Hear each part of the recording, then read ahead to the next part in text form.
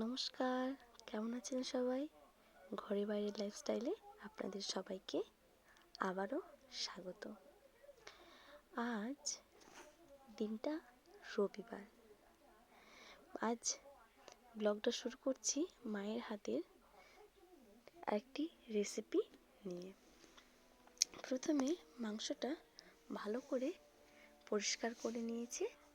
তারপর ওটাতে লবণ, হলুদ এবং সর্ষের তেল দিয়ে ভালো করে ম্যারিনেট করে রাখতে হবে আধা ঘন্টা বা 1 ঘন্টা পর্যন্ত। তারপর মশলাগুলো করে নিতে হবে। পেঁয়াজ কুচি, আদা পেস্ট, রসুনের পেস্ট আর টমেটো এবং কাঁচা পাকা লঙ্কা। কাঁচা পাকা লঙ্কা বলতে কাঁচা লঙ্কার যেগুলো পেকে গেছে ওগুলোকেই এই রান্নাতে ইউজ করব। মায়ের কথায় এই যে কাঁচা পাকা লঙ্কাতে রান্নার নাকি টেস্ট দ্বিগুণ হয়ে যায়। প্রথমে একটা কড়াইতে তেল গরম করে ওটাতে সামান্য পরিমাণে চিনি দিতে হবে কালার হওয়ার জন্য, এবং তারপর পেঁয়াজের কুচি দিয়ে ভালো করে নাড়াচাড়া করে নিতে হবে যতক্ষণ না পেঁয়াজটা লাল লাল কালার হয়ে যায়, মানে ব্রাউন কালার, ততক্ষণ ভালো করে নাড়াচাড়া করে নিতে হবে। তারপর ওটাতে কাশ্মীরি রেড চিলি পাউডার এবং ঝালের জন্য এমনি চিলি পাউডারগুলো বাজারে পাওয়া যায়, ওগুলো মা ইউজ করেছে। যেহেতু ম্যারিনেট করার সময় হলুদটা দেওয়াই ছিল, সেই জন্য মশলা করার সময় হলুদটা মা দিল না। তারপর ওই কাঁচা পাকা লঙ্কাগুলো দিয়ে ভালো করে নাড়াচাড়া করতে হবে খানিকক্ষণ। তারপর ওটাতে দিয়ে দিতে হবে টমেটো। টমেটোগুলো দেশি নয়, সেই জন্য ওগুলোকে ভালো করে মেল্ট হওয়ার জন্য অনেকক্ষণই নাড়াচাড়া করতে হবে। আর যদি আপনারা দেশি টমেটো ইউজ করেন সেটা তাহলে কিছুক্ষণের মধ্যেই মশলার সঙ্গে মিশে যায় এবং রান্নাটা অনেকটা তাড়াতাড়ি হয়। কিন্তু এই টমেটোটাকে ভালো করে মশলার সঙ্গে মেশানোর জন্য খানিকক্ষণই নাড়াচাড়া করতে হয়েছিল। তারপর মশলা থেকে তেল ছেড়ে যাওয়ার পরে ওটাতে রসুনের বাটা দিয়ে খানিকক্ষণ নাড়াচাড়া করে নিল। তারপর আবার আদা বাটা দিয়ে দিল।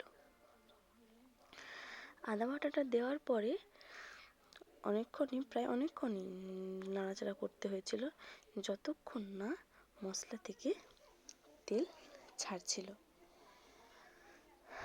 আর আপনারা যদি এই চ্যানেলে নতুন হয়ে থাকেন দয়া করে চ্যানেলটি সাবস্ক্রাইব করে দেবেন এবং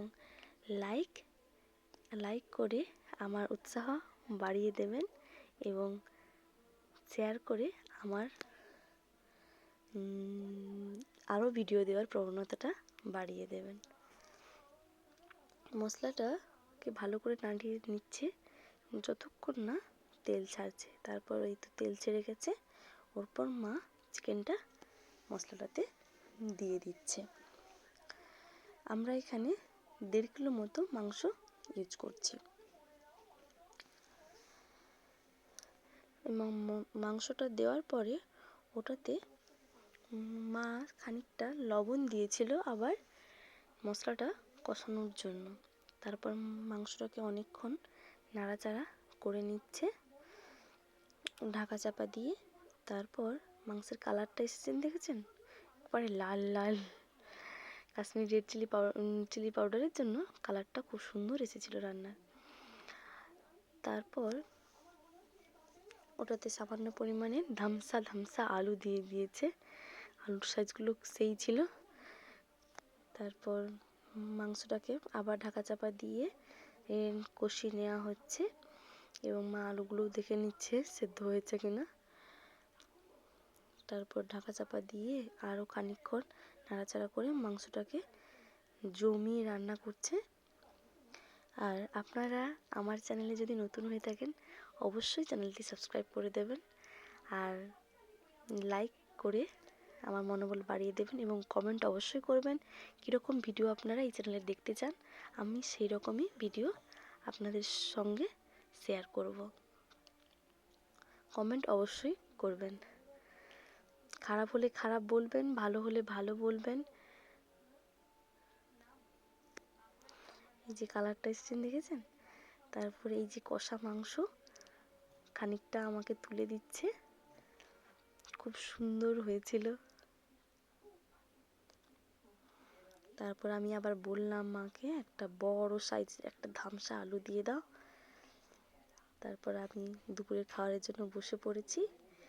ভাত, উচ্ছে ভাজা, বেগুন ভাজা আর এই লাল লাল ঝাল ঝাল চিকেন কষা। সত্যি অসাধারণ কালারটা এসেছিল, ভীষণ লাল লাল লাগছিল।